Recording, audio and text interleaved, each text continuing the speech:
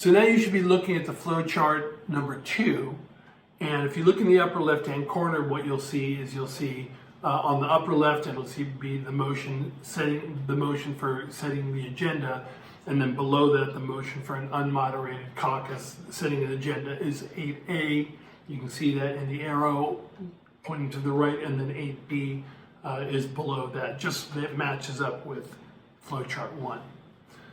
Now, the truth is that at this stage of the conference, there are really multiple outcomes that can happen. And so this isn't exhaustive.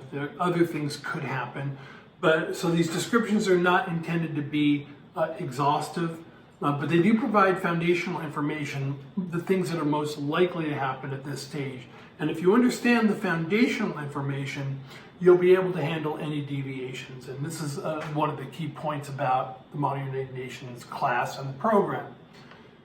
Part of what you're going to be learning throughout this process is how to roll with things when things change, when things go differently than the way you anticipated them, is to learn how to adjust, not get flustered, and immediately sort of figure out, okay, what do I need to do now? As with most things in the Model United Nations program, this is one of those skills that's going to be transferable to anywhere you go. So whether you go on to academia or whether you go into the private sector, employers, professors are always looking for students who can adjust to changes and not get thrown off their game. That's an important skill to learn. When changes happen, there are some people who are just going to freeze, some people are going to get pissed off.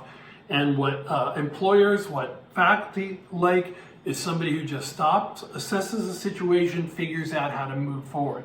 So make no mistake about it. The skills that you're learning here are transferable to wherever you're going to go next in your career. So with that in mind, let's start on setting the agenda. So we're going to assume that a delegate made a motion, or you made a motion to set the agenda, right? As with all motions, there are two outcomes. The motion can fail and the motion can pass. So first, let's talk about what happens if the motion fails, and that's the red arrow pointing to the right. So you've motioned to set the agenda, right? The motion failed. What's going to happen at that point is the chair is going to return to the speakers list, right? Because there's nothing else the chair can do. The chair will acknowledge some additional speakers, let them talk some more, hopefully help the committee decide what order they want to talk about the topics.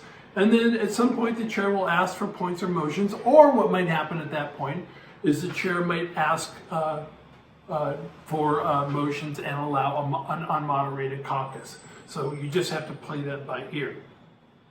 The key is, without setting the agenda, the committee hasn't decided on the topic, so it can't move forward. Now, look at the box that says return to the primary speakers list. That's on flowchart number 1, right? After debate is opened, right, we talked about this in the last videos, a speakers list has to be created. But once the agenda is set, that speakers list is abandoned and a new speakers list is created to discuss the first topic on the agenda. Now, for the purposes of teaching, I refer to the speakers list created after the opening debate as the primary speakers list. After the agenda is set and another speakers list is opened, I refer to that as the secondary speakers list. But here's the thing. Do not use that terminology when you're making motions. I do that solely for clarification purposes so we know what's going on when we talk about returning to the speakers list, right? So you'll hear us talk about primary speakers list, secondary speakers list. The primary speakers list is the speakers list that is open after the motion to open debate. The secondary speakers list, or the second speakers list, is the speakers list that's open after a motion to set the agenda is passed. Okay, so if that motion passes to set the agenda, you can see the red arrow that's pointing downward. Now, different chairs will handle this differently. Once the agenda is set, some chairs will simply declare that the speakers list is open, the one I'm calling the secondary speakers list. They'll just say, okay, this motion clearly passes.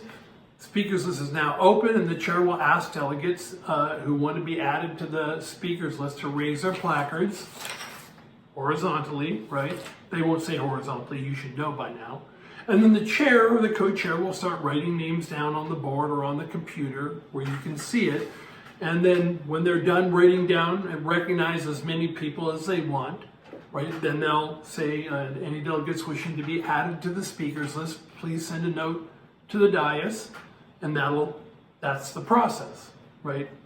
When a motion to set the agenda passes, some chairs will ask for points or motions, right? Instead of opening the speakers list on their own, they want the committee to do it. They want the committee to determine the next step. And so now you got to see the box that says opening the secondaries speakers list. Motion is identical to the primary speakers list. Remember, we don't say primary, we don't say secondary. So you're just going to get up and you're going to say, thank your honorable chair and fellow delegates. Cameron moves to open the speakers list with a speaking time of 1 minute. Right? The chair will usually respond by saying that motion is in order. If you say it like that, it's done correctly. Now, the speaking time doesn't always have to be 1 minute, right? So it can be different times. I'm just using that as our example. And as always, the chair will, even if they say that motion is in order, the chair will ask, are there any other points or motions, right? And the chair will entertain other points or motions. Sometimes what happens at this point in the conferences is delegates propose different speaking times. It's kind of ridiculous in many ways. So somebody will motion for a speaking list, motion to open the speakers list with a time of 1 minute. And then someone will motion to open the speakers list for 50 seconds. And someone will say, make a motion for 45 seconds. And the reason they're doing it is because they just want, if they're faculty advisors in the room, they want their faculty advisor or their head delegate to see them doing it. Sometimes they just want to impress the chair.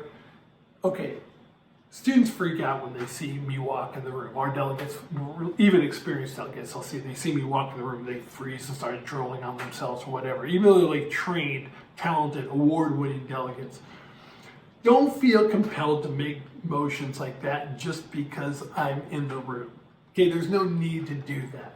If 1 minute of speaking time seems like a good speaking time to you, don't motion to open the speakers list for 30 seconds. If 1 minute is a good time, go with 1 minute. But if you truly are thinking 1 minute, that's a long time, and we have a whole bunch of delegates here, I think it should be a shorter time. Make a motion to open the speakers list with a shorter time. That's fine, but don't do it just to do it.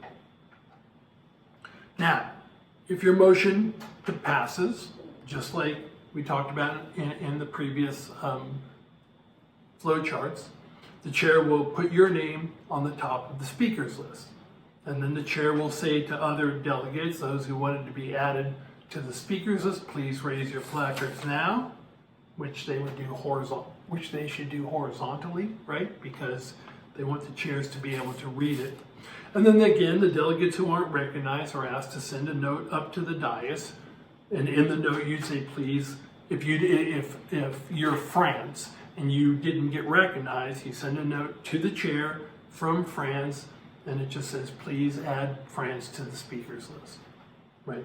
And we'll discuss the strategies for your speech once the agenda is set in more detail, but very briefly, just let me talk about a couple things.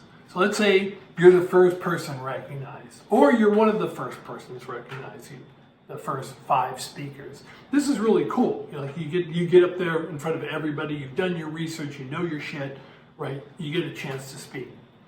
The first thing you want to do is you want to make sure that you don't give out too much information at the beginning. Now, what do I mean by that? If you have 5 proposals, and let's say the topic is the global implications of climate change, you wanted to talk about that first. Now, you get up there and you say, thank you, Honorable Chair and fellow delegates. Cameron believes, and you start laying out your 5 proposals for how to deal with the global implications of climate change. You basically said everything that you need to say. Now everybody knows what you want to do, right? They can write it down themselves because now they're like, that's a good idea. I'm going to write that down and talk about it myself, right?